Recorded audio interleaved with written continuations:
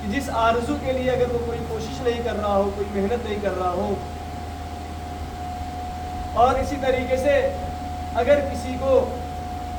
نا امیدی طاری ہو جائے، کسی پہ مایوسی طاری ہو جائے کسی پہ، تو یہ شیطان کا حملہ ہوتا ہے۔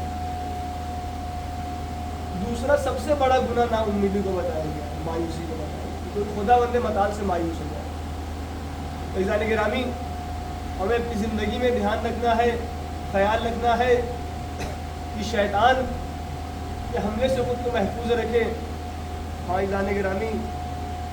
ایسا نہیں ہے کہ شیطان غافل رہتا ہے انسان سے، بلکہ بڑے بڑے اولیاء بھی اس سے محفوظ نہیں رہے۔ اگر آپ دیکھیں تاریخ میں تو شمر ملعون نے امام علی کے ہم رکاب میں ہو کے جنگ لڑی، جنگ صفین میں۔ روایت کے جملے ہیں، یہ مستند روایت، اگر ایک زخم اور اس کو لگتا تو مر جاتا وہ، لیکن اس کا انجام دیکھیں آپ کہاں پہنچا۔ اسی طریقے سے جب مولا علی تنہا تھے، جب جناب فاطمہ زہرا کے گھر پہ حملہ ہوتا ہے، تو اس وقت بہت معمولی تعداد تھی جو مولا علی کے ہمراہ تھے، اس میں طلحہ و زبیر بھی تھے، لیکن آپ انجام دیکھیں ان کا کہ کیا ہوا۔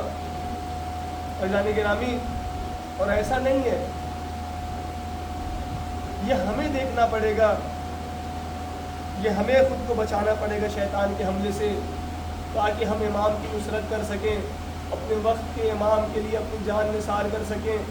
اگر آپ کربلا کے میدان میں دیکھیں گے، یہ شمر ملعون نے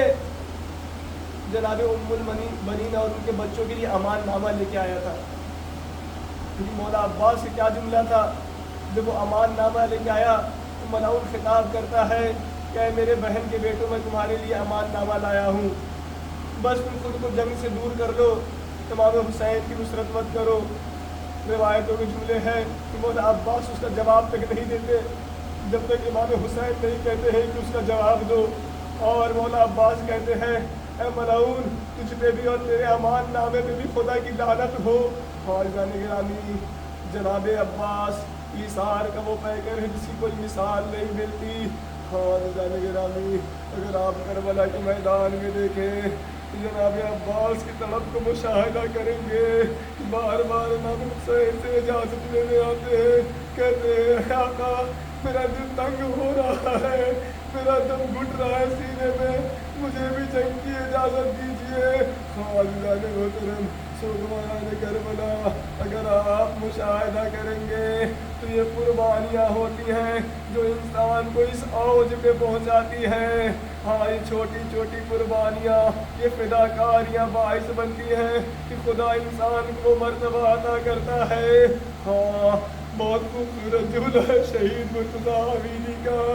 کہ اگر مولا عباس کی منزلت پانا چاہتے ہو، اگر ایسی منزل کوئی پاتا ہے جس کو شہداء رشک کرتے ہیں، تو اس کے لیے اپنے دونوں بازو قلم کرانے ہوتے ہیں، اس کے لیے دونوں بازو کٹانے پڑتے ہیں۔ خاص خدوارہ نے مظلوم کربلا کے میدان میں جب مولا عباس اجازت لیتے ہیں، مولا حسین نے اجازت نہیں دیتے، لیکن بہت اصرار پہ کہتے ہیں اچھا عباس، جب تم جانا چاہتے ہو تو جاؤ، لیکن بچوں کے لیے پانی کی سبیل کر دو۔ عزیزان گرامی، روایتوں میں ملتا مولا عباس جب میدان جنگ میں جاتے ہیں، 4000 کا لشکر فرات کے کنارے سے بھاگ جاتا ہے، اس شجاعت طریقے سے حملہ کرتے ہیں، بڑھ بڑھ کے حملہ کرتے مولا عباس۔ عزیزان محترم، جانتے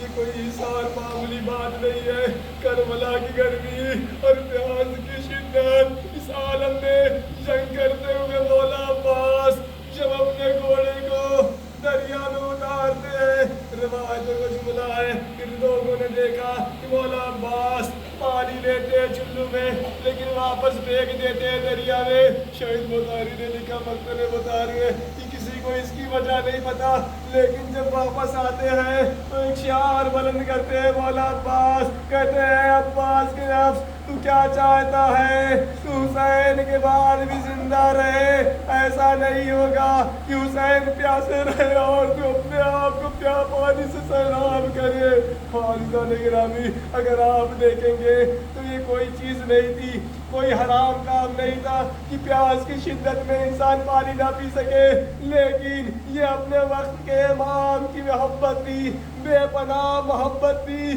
کہ اگر میرا امام پیاسا ہے تو میں پانی تک بھی پہنچ چکا ہوں، میرے چلو میں پانی ہے، لیکن مجھے یہ گوارا نہیں کہ میرا امام پیاسا ہو تو میں خود کو سیراب کر سکوں۔ حاضران گرامی، جنگ کرتے ہوئے مولا عباس ایک رجل بیان کرتے ہیں، کہتے ہیں اے اشکیا، یہ حسین ہے جسے تم نے گھیر رکھا ہے، اور اے میرے نفس تم خوف نہ کھاؤ، اگرچہ ظالموں نے تمہارا دایاں بازو قلم کر دیا ہو۔ حاضران گرامی، اسی طریقے سے وہ راوی بیان کرتا ہے، تھوڑی دیر بھی نہ گزری تھی کہ مولا عباس کا شعار بلند ہوتا ہے اور وہ کہتے ہیں اے کافرو، اے کافرو، تم نے کیا کیا؟ اے عباس کے نفس، کافروں سے خوف نہ کھا، اگر اس نے تمہارا بایاں بازو بھی قلم کر دیا ہے۔ حاضران گرامی، روایتوں کے جملے ہیں، دونوں بازو مولا عباس سے قلم ہوتے ہیں۔ مولا عباس یہی چاہتے ہیں کسی بھی طریقے سے مشق